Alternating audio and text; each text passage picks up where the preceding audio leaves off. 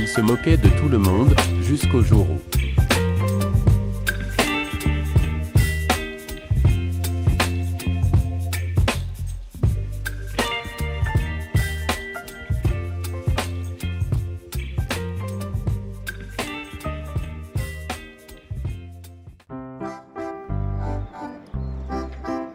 Hey.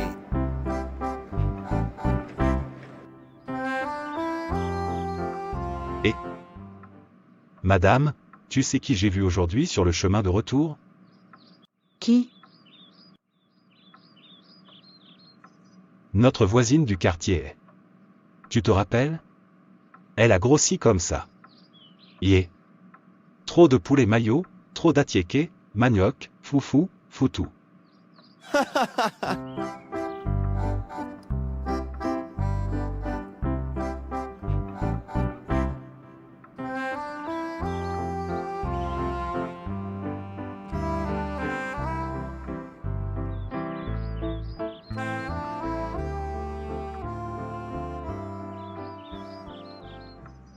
Va laver tes mains pour manger.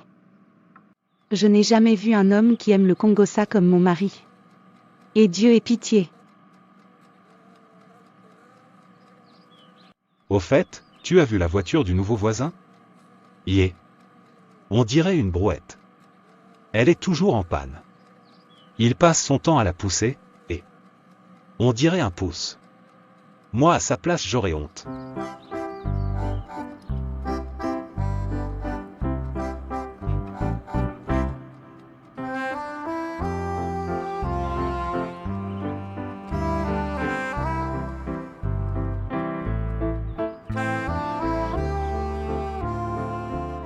Je vais au marché, je reviens dans 1 heure.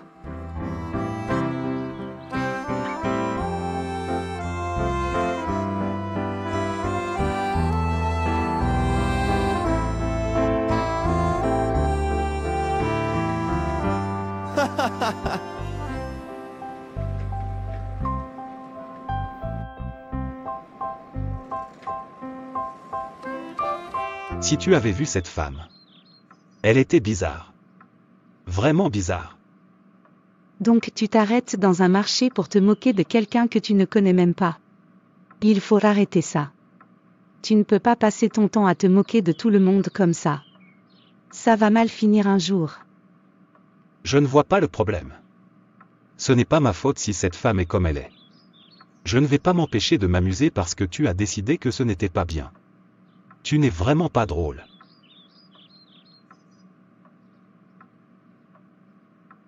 Georges, où est ta mère? Elle est au marché. Bon, tu vas m'accompagner au magasin près du marché. D'accord papa.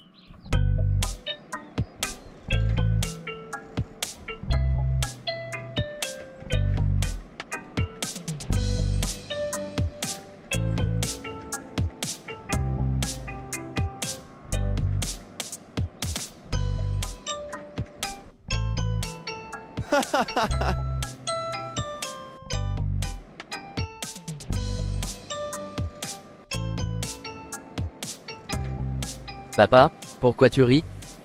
Hein? Pourquoi tu rigoles? Ce n'est pas bien. Et pourquoi pas? Et de quel droit tu me parles comme ça? Je suis ton père. Alors arrête d'ouvrir ta bouche pour ne rien dire. D'ailleurs je sais que tu es un enfant très bête. Tu ne comprends rien à rien. Tu n'es pas intelligent. De quel droit tu me fais des remarques? Il n'y a plus de respect de nos jours. Tu es bête? Et si cette femme est moche? Alors c'est de ma faute?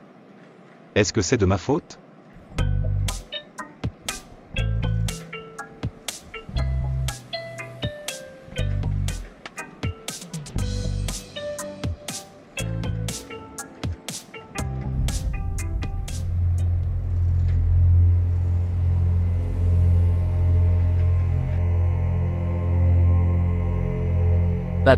Papa, regarde, la dame a disparu. Mais qu'est-ce que tu racontes? Tu es vraiment bête. Je doute que tu sois mon fils toi. Allons-y.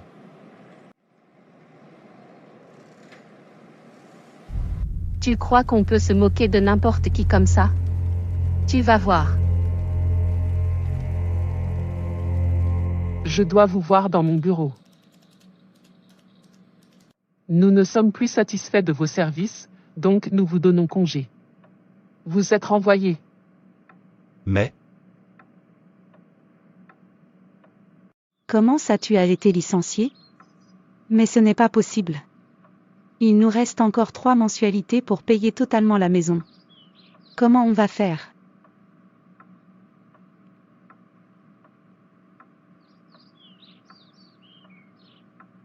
Madame, monsieur.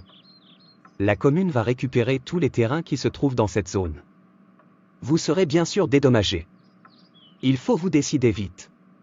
Parce que de toutes les façons que vous le vouliez ou non, la commune va récupérer les terrains. Donc il vaut mieux que vous acceptiez l'argent.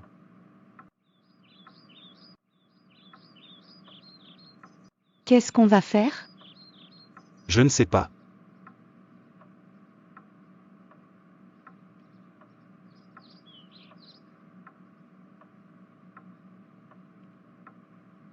Vous avez fait le bon choix.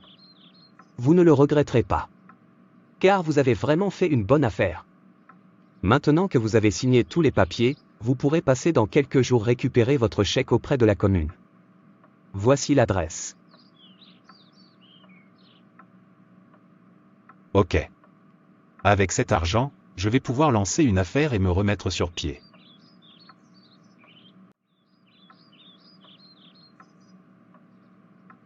C'est une catastrophe. On nous a roulé dans la farine. C'est une arnaque. Je suis allé au bureau de la commune pour aller récupérer mon chèque, comme le monsieur avait dit. J'ai présenté tous les papiers, et ils m'ont dit qu'ils n'étaient pas au courant. Qu'il n'y a pas de projet d'achat de terrain. Je suis allé questionner les voisins, et ils ne sont pas au courant non plus. On est fini.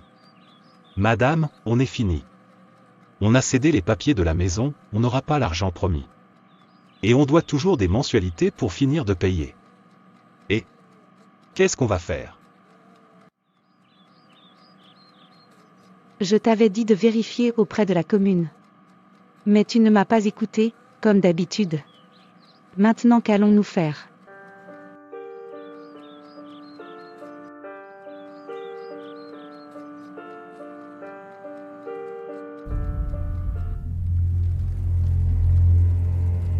Vous n'avez encore rien vu. Ce n'est que le début. Homme insensé. Tu t'es moqué de moi. Je vais t'achever. Je vais prendre ton fils. Tu as dit et répété qu'il était bête, alors ça veut dire qu'il ne t'est d'aucune utilité. Ne t'inquiète pas, je vais t'en débarrasser. Tu m'as donné l'accès par tes propres mots, homme insensé.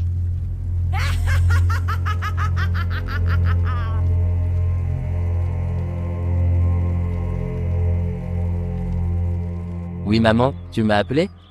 Oui. Va au marché, j'ai besoin de tout ce qu'il y a sur cette liste.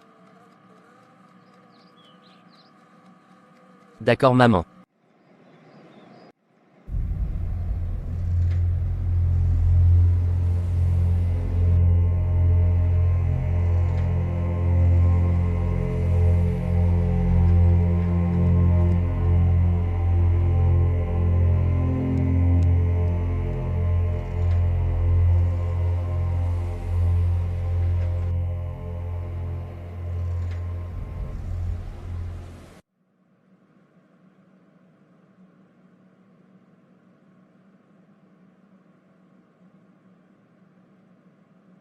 Maman, je peux te parler? Tu es sûr de ce que tu as vu? Oui maman. C'est vraiment bizarre. Oui maman, je suis sûr que cette femme y est pour quelque chose sur tout ce qui nous arrive. Je le sens. Ah. Maman, j'ai mal.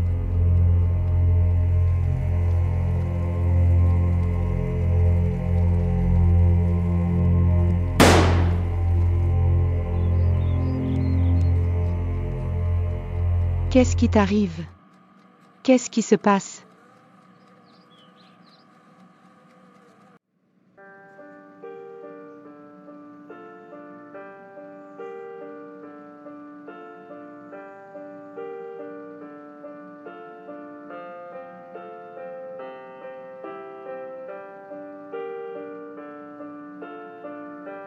Nous avons plongé votre fils dans le coma, afin de le stabiliser.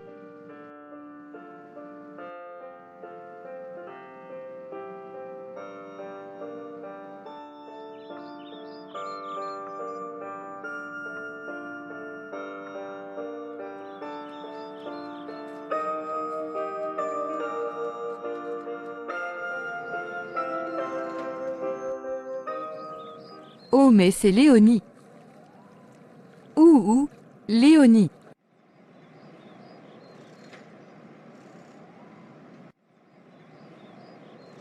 Waouh ma copine, comment tu vas? Ça fait 2 mois que je ne t'ai pas vue. Oh. Ce n'est pas la grande forme. Ah bon? Qu'est-ce qui se passe? Mon fils est malade. Ah bon? Qu'est-ce qu'il a?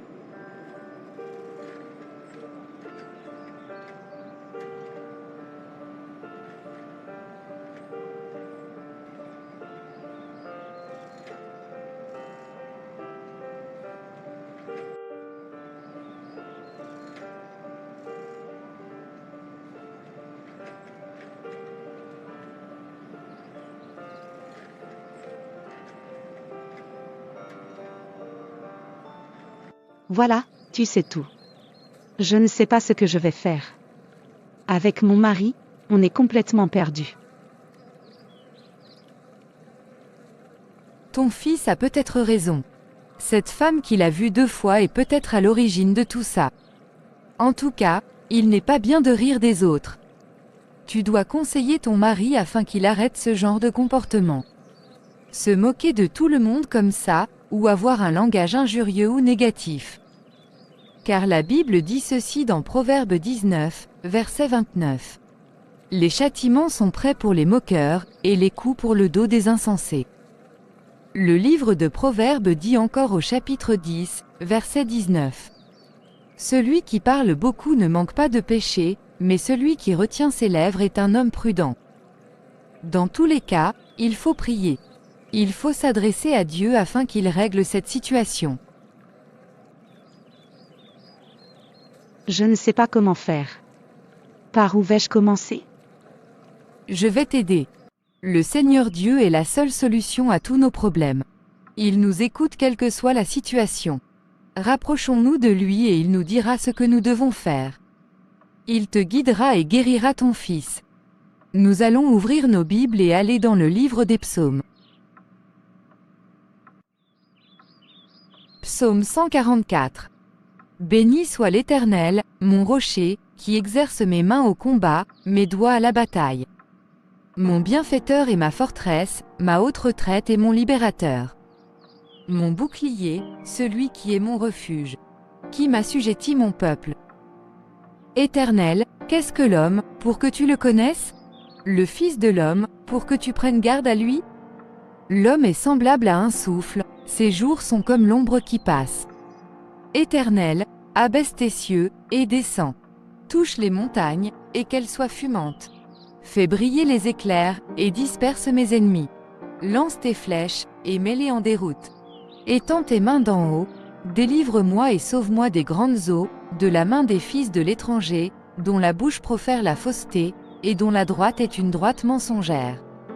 Ô Dieu, je te chanterai un cantique nouveau, je te célébrerai sur le luth à 10 cordes. Toi, qui donnes le salut au roi, qui sauva du glaive meurtrier David, ton serviteur, délivre-moi et sauve-moi de la main des fils de l'étranger, dont la bouche profère la fausseté, et dont la droite est une droite mensongère. Nos fils sont comme des plantes qui croissent dans leur jeunesse, nos filles comme les colonnes sculptées qui font l'ornement des palais. Nos greniers sont pleins, regorgeant de toute espèce de provisions.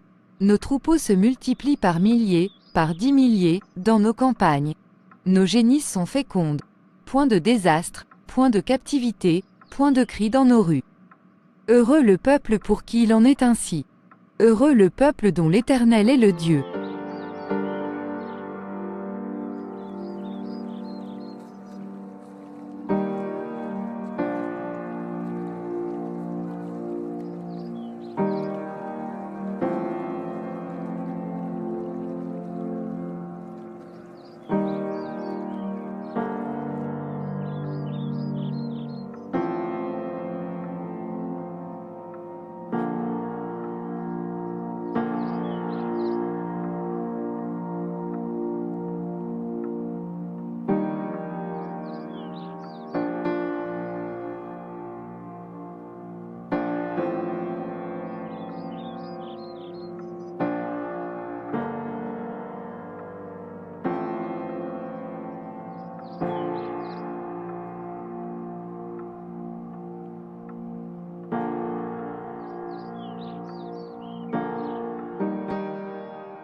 Comment va mon fils, docteur?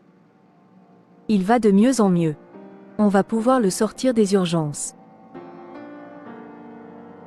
Ce cas relève du miracle.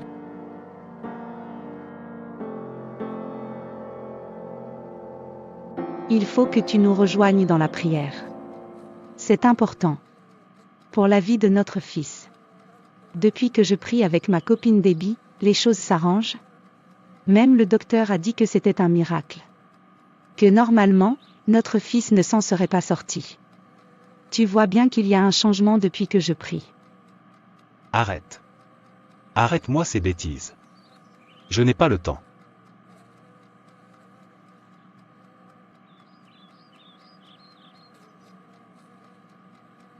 Votre fils pourra sortir demain. On va encore faire quelques vérifications de routine, et vous pourrez le ramener chez vous.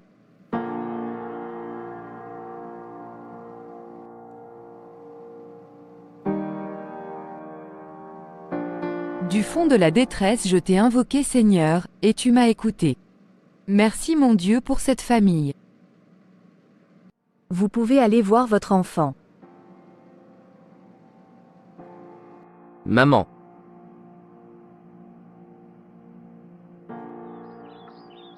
Seigneur Dieu, je te remercie de tout mon cœur.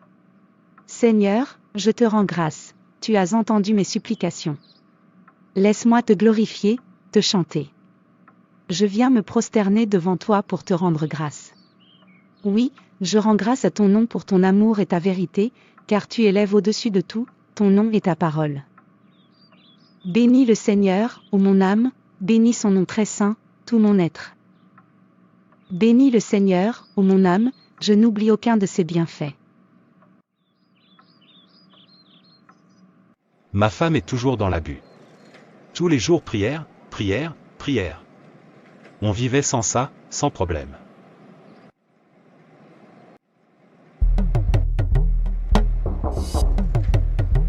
Cette femme est vraiment bizarre. Mon fils avait raison.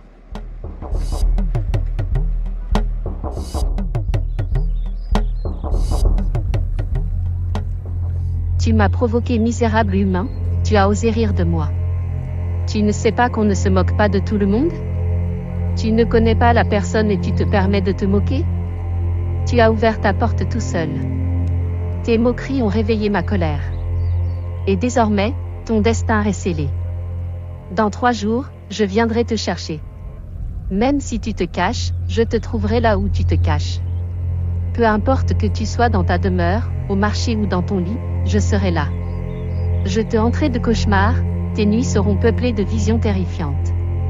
Tu entendras mes murmures dans le vent, et ton cœur se glacera d'effroi. Tes amis et ta famille ne pourront rien faire pour toi. Ils ne verront que l'ombre qui s'étend sur ton visage, la marque de ma vengeance. N'oublie pas, dans quelques jours, je serai là, devant toi. N'essaie pas de fuir, misérable humain. Tes prières resteront sans réponse. Ton âme m'appartiendra. Je n'ai pas réussi à avoir ton fils que tu avais toi-même livré, mais toi je t'aurai parce que tu es vide. Prépare-toi, car ton départ approche.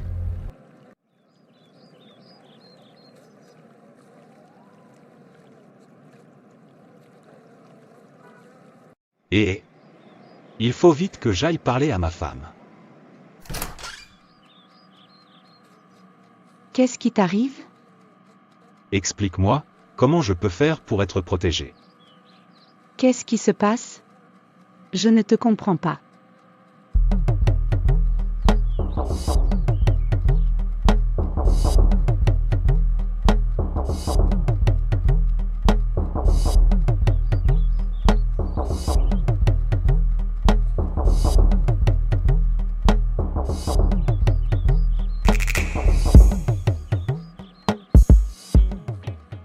Oui.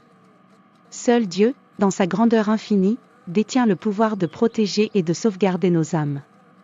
Les étoiles dansent à sa volonté, les océans se courbent devant lui, et les montagnes s'inclinent humblement. Regarde le miracle qu'il a fait pour notre fils. Il était dans le coma.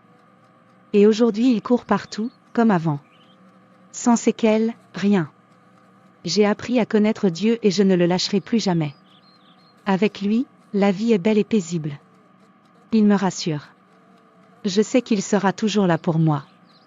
Dans mes combats, et dans mes moments de bonheur. Il ne me lâchera jamais. Tu vois, les boucliers forgés par les mains des hommes sont fragiles, leurs épées émoussées par le temps. Les murs de pierre peuvent être escaladés, et les gardiens fatigués peuvent être trompés. Mais la protection divine est inébranlable. Quand les ténèbres menacent de t'engloutir, tourne ton cœur vers Dieu. Prie avec sincérité, élève tes mains vers le ciel, et confie-lui tes peurs. Car il est le gardien des âmes, le bouclier contre les flèches du mal. Nul ne peut te protéger comme lui. Tu sais, la prière porte tes supplications jusqu'aux cieux, où Dieu écoute, compatissant. Tu as raison de chercher la protection de Dieu. Car il ne faut pas chercher refuge dans les trésors terrestres ni dans les armées des hommes. Ils sont éphémères, comme des feuilles emportées par le vent. Mais la main de Dieu est ferme, sa miséricorde est infinie. Que ton cœur soit apaisé, mon mari, car la menace de cette créature ne peut prévaloir contre la lumière divine. Dans l'obscurité, invoque son nom, et les ombres reculeront. Souviens-toi, mon mari, que seul Dieu est ton protecteur ultime. Dans sa grâce, tu trouveras refuge, et dans sa puissance, tu seras préservé. Aie la foi. Je vais appeler mon ami Debbie et son mari. Afin qu'ils nous aident dans la prière. J'ai confiance en eux. Ce sont de bonnes personnes. Grâce à Debbie, j'ai appris à comprendre le Seigneur. D'accord. On commence quand? Je ne veux pas mourir, je veux vivre au.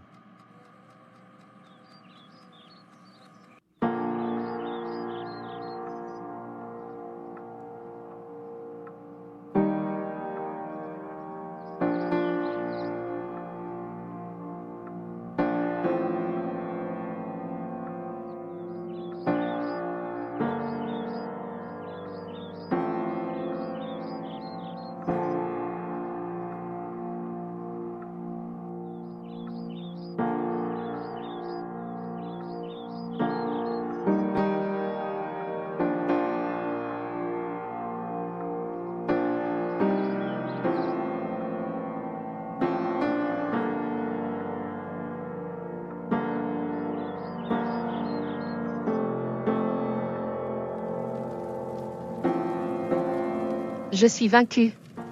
Je m'incline. Ah! Ça brûle. Je suis fini.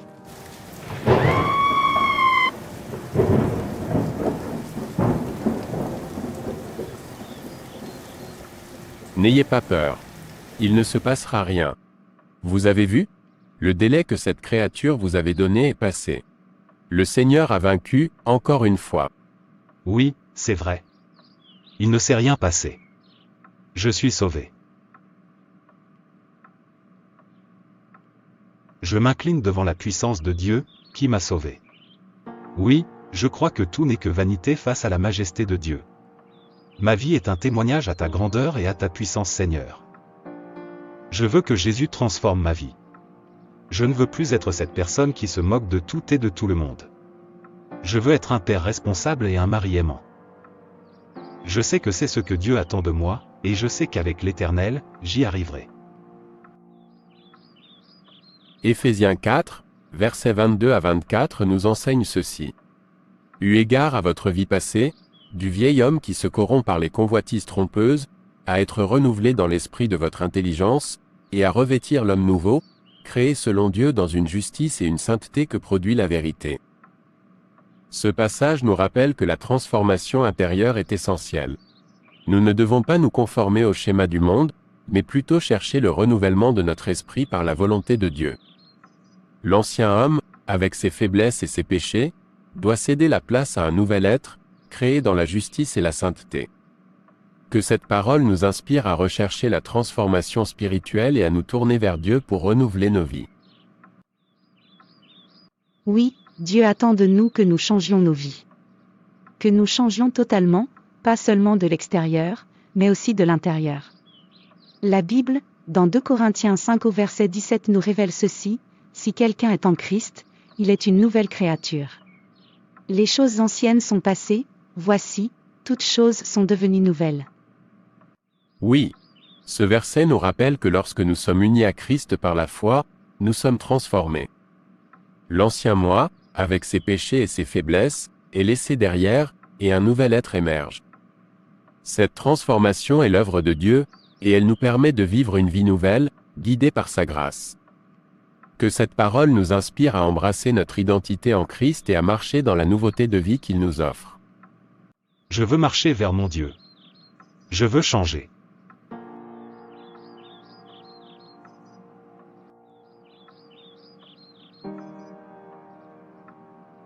Quand Léonie va savoir que j'ai enfin été embauché. Elle ne va pas me croire. Merci Seigneur. Vraiment, Dieu tu es miséricordieux et bon. Tu m'as d'abord rendu ma maison, car ces arnaqueurs ont été attrapés, et j'ai pu récupérer tous mes documents.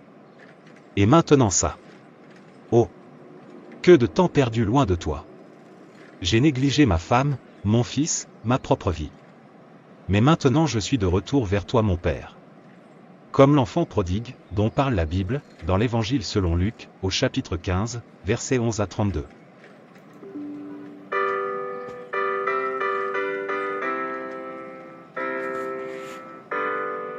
Oh. Mais c'est vieux Mick, mon voisin. Bonjour vieux Mick. Comment ça va? Ça va bien Bob. Et toi? On fait aller. Mais ça fait longtemps. Au fait, tu as vu la voiture de Christ? Aïe. Ça c'est brouette, ou voiture. Aïe. Vraiment, j'ai honte de lui. Au quartier tout le monde en parle. Mais on attend notre maître en la matière, vieux Mick, maître Congossa, c'est toi. Tu as toujours le bon mot pour ça. Mais depuis un certain temps on ne te voit plus. Je ne suis plus dans ça. Ne m'attendez plus pour ça. J'ai mis ma vie à un autre niveau. Et d'ailleurs, je vis mieux. Et un conseil, pendant que tu te moques de la voiture de Michel, toi comme moi, nous sommes à pied. Tu ne trouves pas que ça cloche? Enfin bon. Tu sais, la Bible dit, au psaume 1. Verset 1. Heureux l'homme qui ne s'assied pas en compagnie des moqueurs. Alors si tu veux continuer dans ce que tu fais, c'est toi qui vois, moi j'avance. Alors salut mon pote. J'ai une nouvelle à annoncer à ma famille. À bientôt. Mais...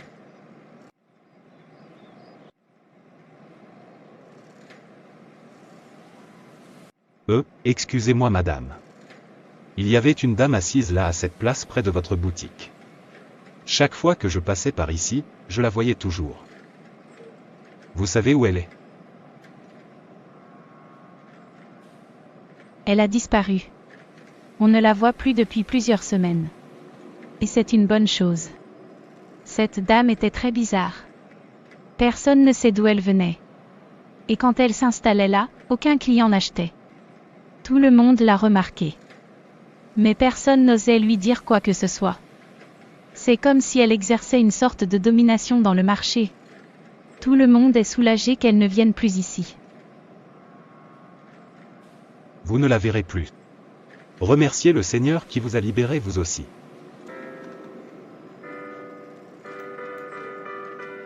À bientôt.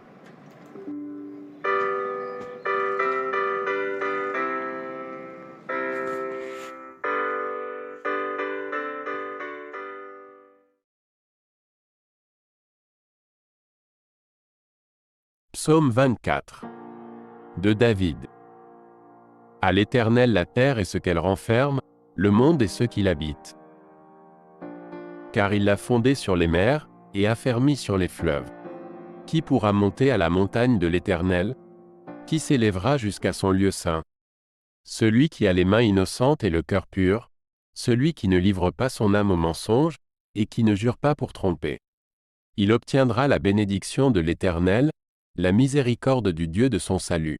Voilà le partage de la génération qu'il invoque, de ceux qui cherchent ta face, de Jacob. Porte, élevez vos linteaux. Élevez-vous, porte éternelle. Que le roi de gloire fasse son entrée.